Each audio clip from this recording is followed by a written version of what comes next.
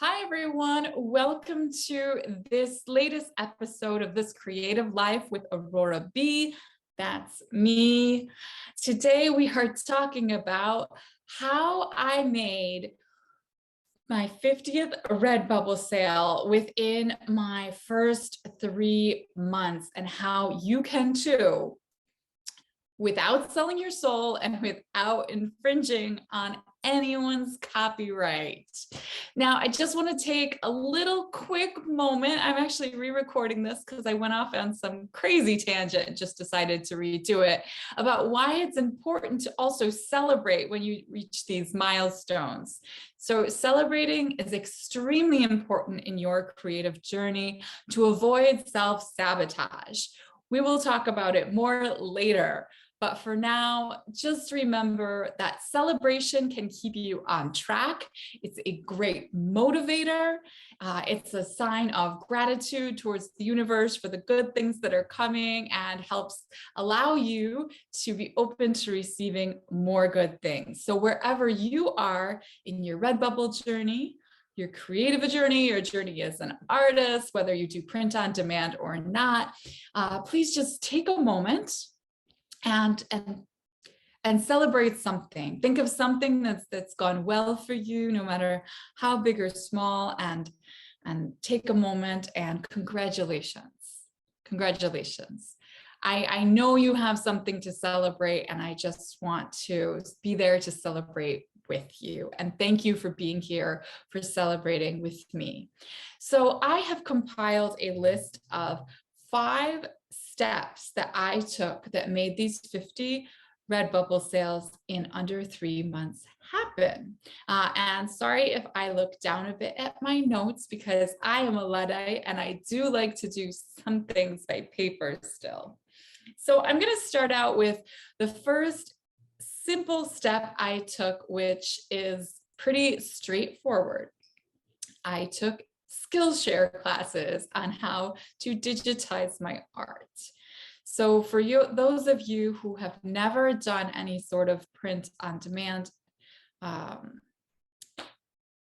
business or ever gotten your stuff out there in digital form, this can be super helpful. And even if you have, some of these Skillshare classes have really good tips on just how to digitize your work so that they actually look good on the products, so that you don't have sort of a blurred background, and that you can get clear, crisp images onto the products to give a more professional look. I am definitely still working on the quality of my digital art, but these Skillshare classes gave me a great leap forward. I am not sponsored by Skillshare, and my first Skillshare class I took for free, although I did enjoy it so much I signed up for a year subscription because I found it super helpful.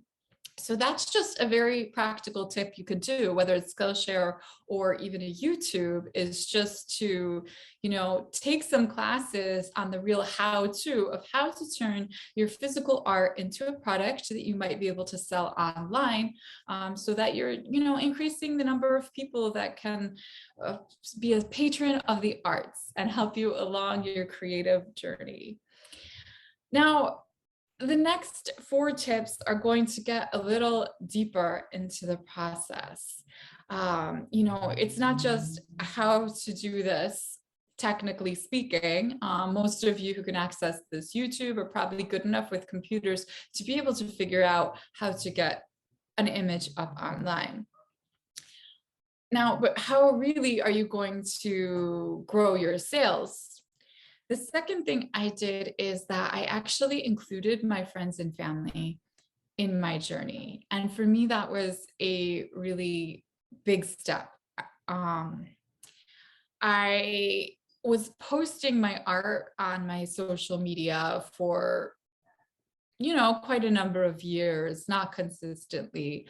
But not only did I post the regular art that I was doing, like the stuff that's back before me on my wall, and post when I had an exhibition, but I started posting the fact that I was going to start putting my products on print on demand.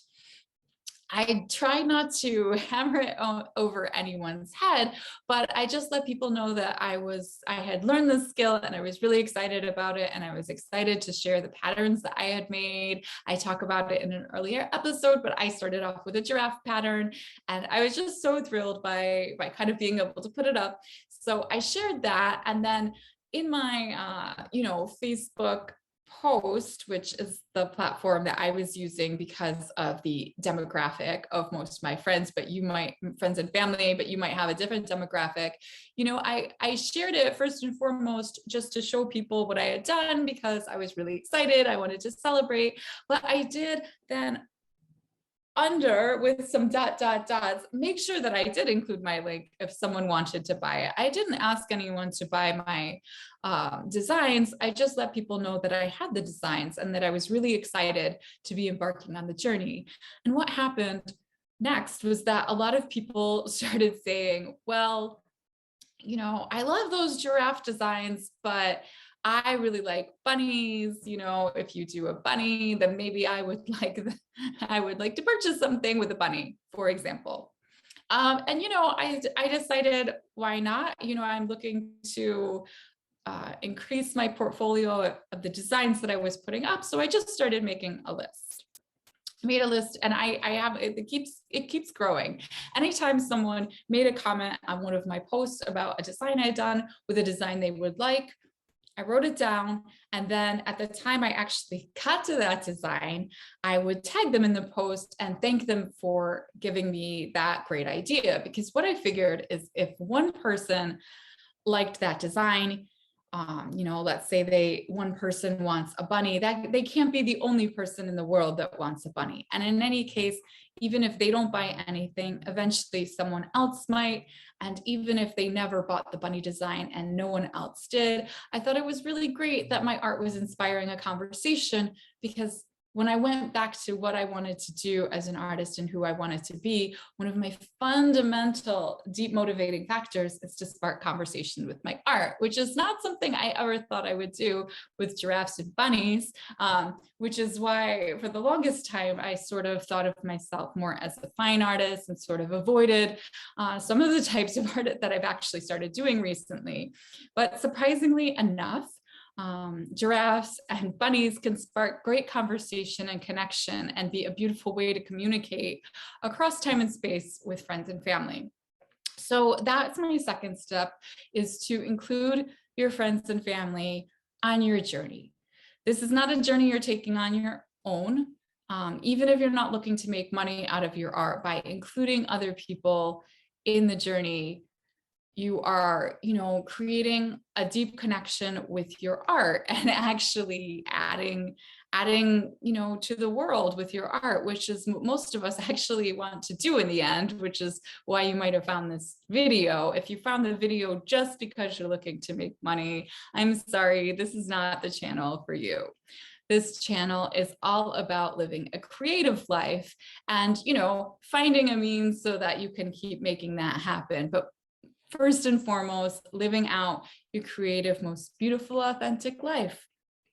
So the third thing that I did to make these 50 sales in under 3 months was also to get a bit vulnerable, which goes with number 2, the sharing with friends and family. So as I said, for me, it was really new to share the fact that I was selling anything online. I definitely was not raised in a family where selling things was very cool. I think I have a lot of work to do still, as I've talked about, in terms of sort of my financial mindset, wealth mindset, whatever you might call it. So it was pretty vulnerable for me to share that not only was I making this work and generously putting it out there, but yes, in fact, it was for sale, and I would be happy if people supported it and was thankful for people to support it financially. So that goes back to what I mentioned, if you let your friends know you're making this work, your friends and family, The second step you have to do is also let them know it's for sale. So I didn't do it with every post. Some posts I just shared the image, the pattern, or the painting that I made. But sometimes I also share the images from Redbubble and Society 6 and Spoonflower as well. But right now we're just talking about Redbubble. So I would share the design I thought maybe it looked the best on. And yes, I didn't go and use another provider to do, excuse me, any complicated type of mock-up. I just decided, okay, you know, this looks cute on a shirt or a pillow. I really liked it. Wait, a lot of them looked on pillows. So I shared, hey, here it is. And one time, maybe twice, I shared coupons that were available for Society 6 and Redbubble, and then later went and edited the comment back out when it wasn't there anymore. But just to let people know, hey, this really is for sale on a product, and it's really exciting. You know, I'm doing this as a business to make money, not just as a hobby. So sometimes you have to get vulnerable to grow as an artist, and let people do that. Let people know that yes, you are doing this as a profession or a business. It's not, you know, you're not just sharing that you went to the movies. You're offering a product. Now, of course, I think they say the rule is 70-30, might be even more or less. If it's your family you're sharing with, don't put every post you make about what you are selling, for sure. And even when you're posting about what might be for sale, I think it might behoove you to also just generally think about how that post might be taken for people that aren't looking to buy. You don't want to be guilting people into buying things or have them think that when they see you, you're going to expect that they bought something. They might start avoiding you. I don't know if not, but you do have to let people know you're doing it for sale. So getting a little deeper. So I'll just regroup. We went through just learn the how-to, Skillshare class, other classes. Share in your journey and bring in help, bring in other people to be a part of the experience, get vulnerable. And my fourth tip is use visioning. Okay, and this is getting a little deeper. So how did I make this happen? It wasn't just that one day I started making designs and they sold themselves. I spent a lot of time, and there's another episode I talk about keep your booty in the studio, a program I took with Jessica Saran. And one of the first things that she has you do is to really envision your future. This might seem a little bit of a wild way to sell your designs on Redbubble, but for me, it was absolutely key. Every time I would shut my eyes and envision kind of my ideal future, I saw myself sitting up in a big windowed apartment. And I'm actually in a house right now, but I would like to move at some point. Big windowed apartment with paper and paintbrushes. And I was painting these little designs, you know, illustrations. And it was a way I was bringing in money and supporting myself. And I kept thinking back to it after I finished the course. Like here I was sewing all these things on fabric and canvases, and some of them were way bigger than what you see behind me, and it was taking up all kinds of space. And I am still in the middle of making them. I do still make my other art and enjoy it, but I thought, what is this vision that I'm seeing with paper at a desk and a window? And when I took the Skillshare class, something kind of hit that, wow, this kind of feels like what I was visioning as I sat there painting this little watercolor, putting it up on a computer. I didn't have to have tons of storage space. I could be anywhere. I was bringing art. People were communicating with me about it. People were excited about it. It really started coming together. So it's a bit of a chicken or an egg thing. I started with the visioning, and yeah, I kept experimenting with all kinds of different things, and I still do. But I found as I kept envisioning that this was one of the ways I wanted to make money and wanted to grow myself as an artist, even though it seemed radically different and kind of a departure from everything I'd been doing for so long. And then I held that vision, and it really propelled me forward. When I made those posts to friends and family and showed up, I did it from a sense of motivation that, hey, if I want to make this vision of my future come true, then I have to follow through. I have to actually do these things, right? So I want you to think for a moment, how do you envision your creative life? Just sit and think of it. What images are coming up for you? And, feel free to, what I did, I made some Pinterest boards, and I kind of put it together, and I kept reflecting on it for months. And, within a year, and far less than a year, I kind of stumbled upon this world of print on demand, which, not that I didn't know it didn't exist before, but it didn't really resonate with me. It didn't open up to me until I did this visioning. And then having this vision also was a motivating factor, right? So who do you want to be? Do you want to be an artist? Are you an artist? Well, what kind of artist do you want to be? And don't necessarily think of, what do I want my reputation to be in terms of, what I want people to say about me? Because, some of that you can't control. There are going to be people that criticize your art, whatever kind of art you make, but how do you want your life to look?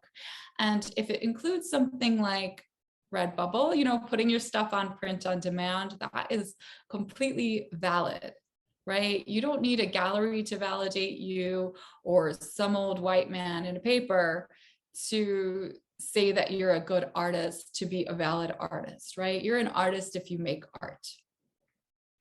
And if you make your art and you sell it on Redbubble, well, then you're an artist who makes money as an artist, right? You're a professional artist. That's it. Don't get in your own way. So the fifth tip, kind of going off on this, is just consistency and showing up. Actually make the art, and put it on the products, right? And that, it kind of goes full circle, right? The Skillshare classes, they will tell you the how-to. They will tell you can learn how to make art, how to put it up onto Redbubble, and then how to there are Skillshare classes on how to share those links with friends and family so that you can make a sale. But all of the how-tos in the world are not going to help any of us unless we then also do the work. So these all go together, right? We can start from any end of these 5 tips and go in a circle. So going backwards, you need to make the art, but and consistently make the art. But how do you consistently make the art? You have a solid vision that is pulling you towards your dream, that even on those days where you think, well, I could just sit in front of the TV instead of doing this, well, maybe you can do them both, because you have a vision of what you are, what you want to be, and that keeps you showing up. You will also keep showing up when you actually make sales, because those sales are very motivating. But to make those sales, you need to let people know your stuff is for sale. As I've talked about it before, Redbubble apparently will promote you more once you've had 50 sales. So we'll see if that is true very soon. And hopefully that's not 50 individuals. This is 50 products sold, but we'll see soon, right? So you need to be vulnerable and let people know your stuff is for sale. The easiest way to let people know your stuff is for sale is to first include them, let them know. so that they're part of the conversation, right? If they let you know that they would like you to make something, I think I talked about, I did some holiday dogs as a present to friends. Not all of them necessarily were bought, but my 50th sale was one of my holiday dogs. So if you include people and you let them know that this is a two-way street, you want to do something for them, then there is a chance, that they will say that, hey, yeah, there is some piece of art in your style that if you made, I would buy. And then it makes it very, very easy that when you do make that, to simply tag them and let them know. And finally, all the way back to the beginning, yes, there is the how-to. So if you don't know how to do the digitizing of your art, then please, do take a class. There are plenty of free classes, and you can start your journey from there. Thank you, everyone.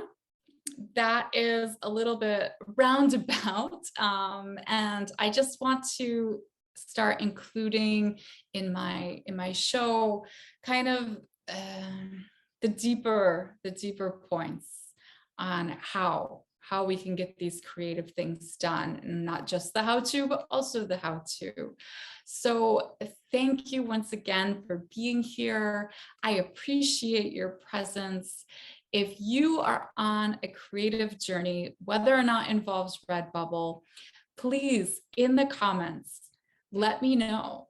Let me know what you're struggling with. Is it time? Is it inspiration? Is it just a community of creators to surround yourself with? And for everyone, please subscribe, and I will see you all next time.